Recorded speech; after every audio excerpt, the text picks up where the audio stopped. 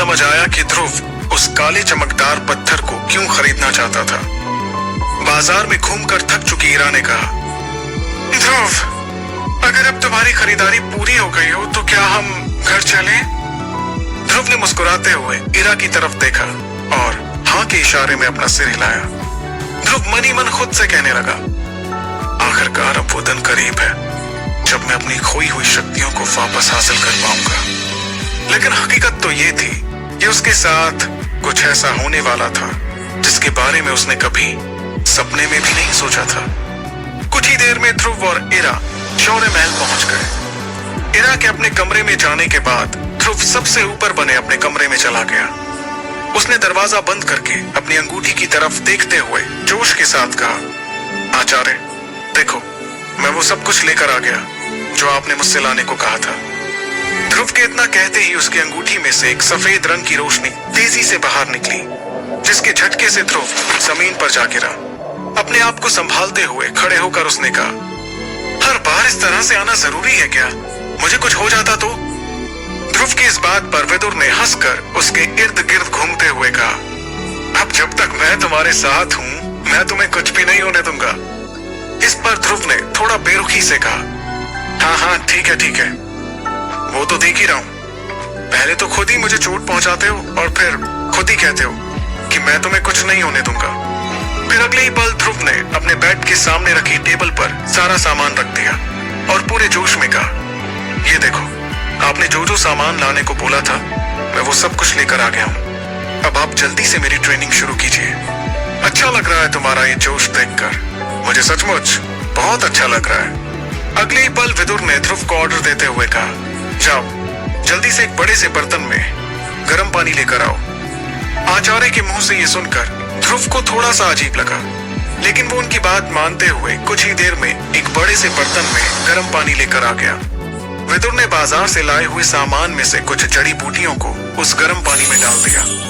उन जड़ी बूटियों के पानी में घुलने से धीरे धीरे पानी का रंग बदलने लगा और तभी अचानक विदुर ने चुटकी बजाई।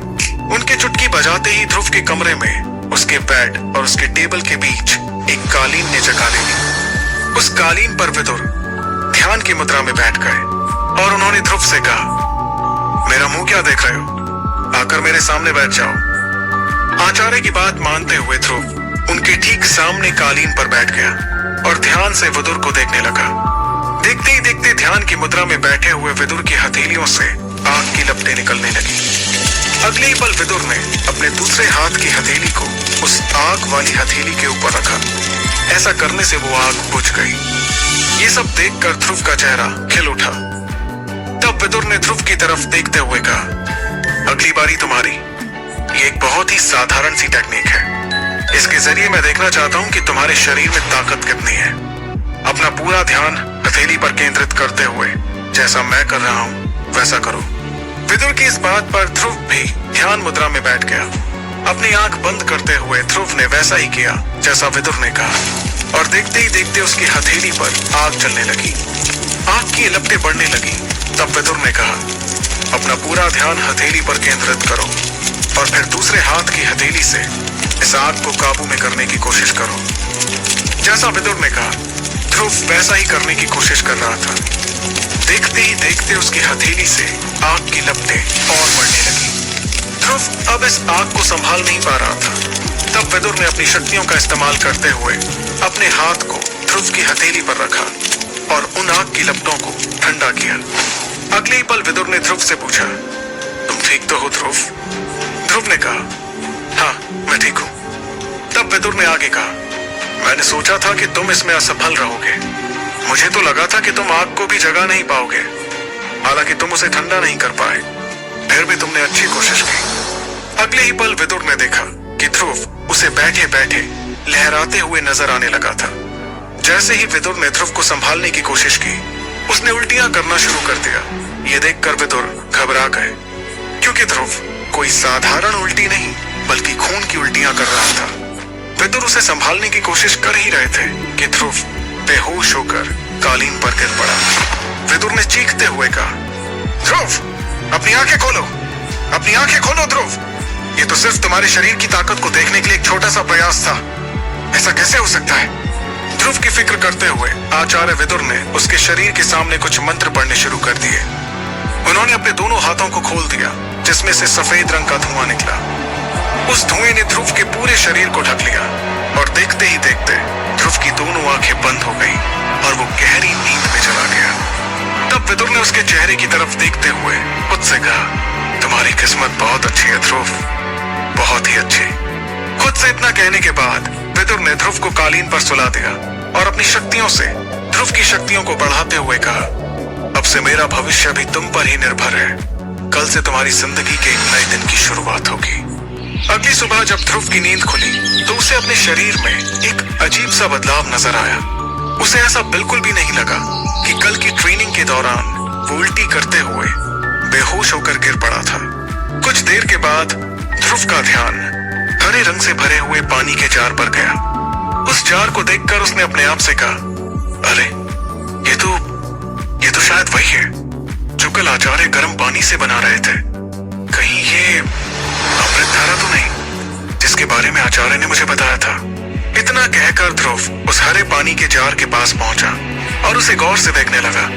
तभी अचानक उसकी अंगूठी में से एक आवाज आई, तुम बिल्कुल ठीक सोच रहे हो ध्रुव, ये वही अमृत धारा है जिसके बारे में मैं तुम्हें बता रहा था। और अगले ही पल विदुर ध्रुव की अंगूठी से बाहर आ गए और कहने लगे, तुम फिलहाल उससे दूर रहो और मैंने जो तुम्हें कुछ चीजें सिखाई थी उन्हें दोहराते रहो। और हाँ, कल मैं तुम्हें चमकीले काले पत्थर के बारे में कुछ चीजें बताना भूल गया था, उसे ध्यान से सुनो। विदुर के इतना कहते ही ध्रुव ध्यान से उसकी बातों को सुनने लगा। ये चमकीला पत्थर मार्कस के किसी योद्धा का लगता है। इस पत्थर में क्लास 2 टेक्निक छिपी है जिसका नाम है वैक्यूम हैंड। हालांकि इसका लेवल जो है वो लो है। चमकीले पत्थर की यह खासियत सुनकर ध्रुव बहुत खुश हो गया। उसने जोश में आकर कहा, क्या बात है, मैंने कभी सपने में भी नहीं सोचा था कि किसी योद्धा की वैक्यूम हैंड टेक्निक मेरे हाथ लगेगी। आप मुझे कब इसकी शक्तियों का इस्तेमाल करना सिखाएंगे? ध्रुव को इतना खुश देखकर विदुर ने कहा, अरे रुको जरा, पहले मेरी पूरी बात तो सुन लो। विदुर के इतना कहने पर ध्रुव चुपचाप उनकी बातें सुनने लगा। अपनी बात को आगे बढ़ाते हुए विदुर ने कहा, तुम इस वैक्यूम हैंड टेक्निक का इस्तेमाल तभी कर सकते हो जब तुम्हारी शक्ति का सितारा सामने वाले की शक्ति के सितारे से ज्यादा हो। ये बात सुनकर ध्रुव थोड़ा सोच में डूब गया। तभी विदुर ने उसे वैक्यूम हैंड टेक्निक के बारे में एक और हैरान कर देने वाली बात बताई।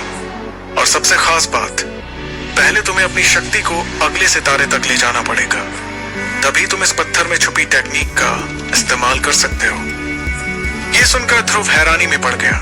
उसे हैरान देखकर विदुर ने कहा, अगर तुम इसका इस्तेमाल करना चाहते हो तो कड़ी मेहनत करना शुरू कर दो, तभी तुम इसका इस्तेमाल कर पाओगे, वरना भूल जाओ कि कभी तुम्हारे हाथ मार्कस के किसी योद्धा की टेक्निक आई थी। विदुर की इस बात पर ध्रुव एकदम से जोश में आकर कहने लगा, आचार्य, आप ऐसा कैसे कह रहे हैं? आपको क्या लगता है कि मैं मेहनत करने से डरता हूं? नहीं, ऐसी बात नहीं है। मैं तो बस तुम्हें बताना चाहता हूं, इस चमकीले पत्थर में जो टेक्निक छिपी हुई है, तुम उसका इतनी आसानी से इस्तेमाल नहीं कर सकते हो। इसके लिए तुम्हें अपनी शक्तियों को बढ़ाना होगा।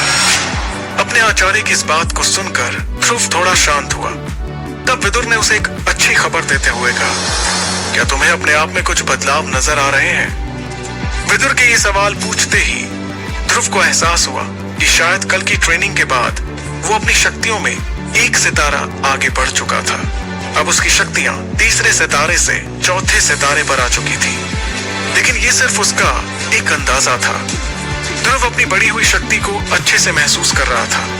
वो इस बात की खुशी मनाता उससे पहले ही विदुर ने उसकी मुश्किलें बढ़ाते हुए कहा, मैं तुम्हें एक बात और बता दूं, मैंने जो अमृत धारा बनाई है वो ज्यादा महीनों तक नहीं चल पाएगी। तुम एक बार फिर से बाजार जाने की तैयारी कर लो। अपने आचार्य की इस बात को सुनकर ध्रुव पूरी तरह से हैरान हो गया। उसने हैरानी के साथ कहा, लेकिन अभी तक तो आपने इसका इस्तेमाल करना भी नहीं सिखाया और आप कह रहे हैं कि ये बहुत जल्दी खत्म भी हो जाएगी। क्या मुझे फिर से इन जड़ी बूटियों को खरीदने के लिए पैसों का इंतजाम करना होगा? ध्रुव की इस बात का तुरंत जवाब देते हुए विदुर ने कहा, समय आने पर तुम्हें अमृत धारा की सारी खूबियां पता चल जाएंगी। फिलहाल तुम फिर से पैसों का इंतजाम करने के बारे में सोचो। लेकिन मैं फिर से इतने सारे पैसों का इंतजाम कहां से करूंगा? तब विदुर ने उसे इस परेशानी का हल बताते हुए कहा, तुम चाहो तो अपने बाबा से इसके लिए पैसे ले सकते हो। विदुर की इस बात पर ध्रुव ने परेशान होते हुए कहा, नहीं, मैं ऐसा बिल्कुल भी नहीं कर सकता। मैं अपने बाबा को अपनी किसी मुसीबत के बारे में नहीं बताना चाहता। मेरी वजह से वो पहले से ही परेशान रहते हैं। ठीक है, कोई बात नहीं। अगर तुम अपने पिता से किसी तरह की मदद नहीं लेना चाहते हो तो एक बार फिर से इरा से मदद ले लो। विदुर की इस बात पर ध्रुव ने चिढ़ते हुए कहा, आचार्य, आप ये कैसी बात कर रहे हैं? अभी तक मैंने इरा को पहले के 1000 सोने के सिक्के ही नहीं लौटाए हैं और आप हैं कि एक बार फिर से उससे मदद लेने की बात कर रहे हैं। इस पर विदुर ने बेपरवाह होते हुए कहा, देखो, वो तुम्हें देखना है, लेकिन मैं तुम्हें एक बात साफ साफ बता देना चाहता हूँ। तुम जो तीसरे सितारे से चौथे सितारे पर पहुंचे हो, ये इस अमृत धारा का ही करिश्मा है।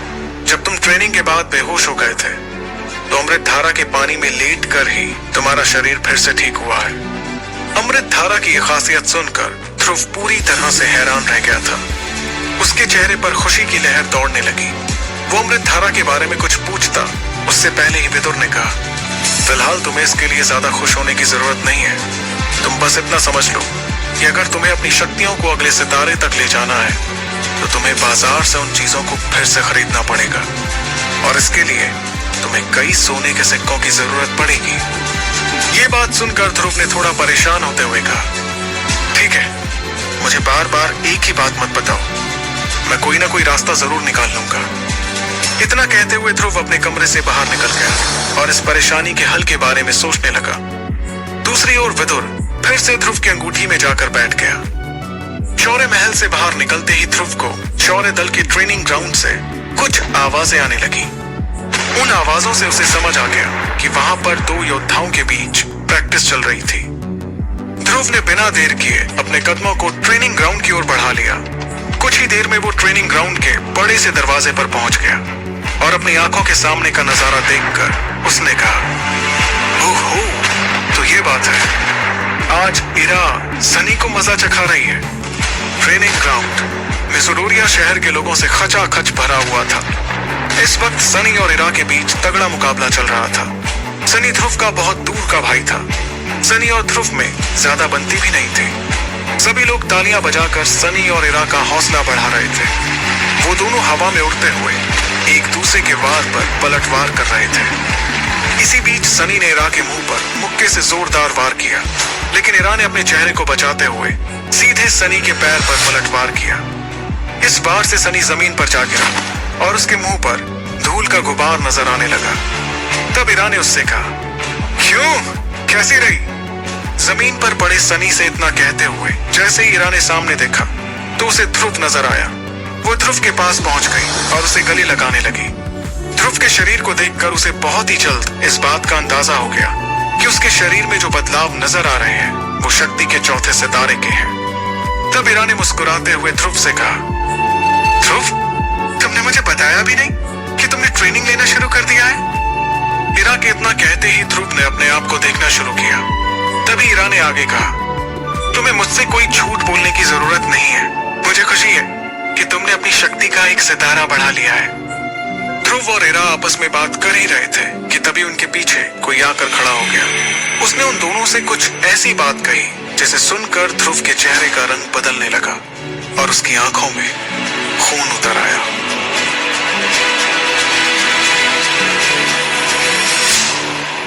सभी सवालों के जवाब को जानने के लिए सुनते रहिए सिर्फ एवरीथिंग ऑडियो स्टोरीज पे। सब्सक्राइब करना न भूलें। देखने के लिए धन्यवाद और अगला एपिसोड जारी रखें।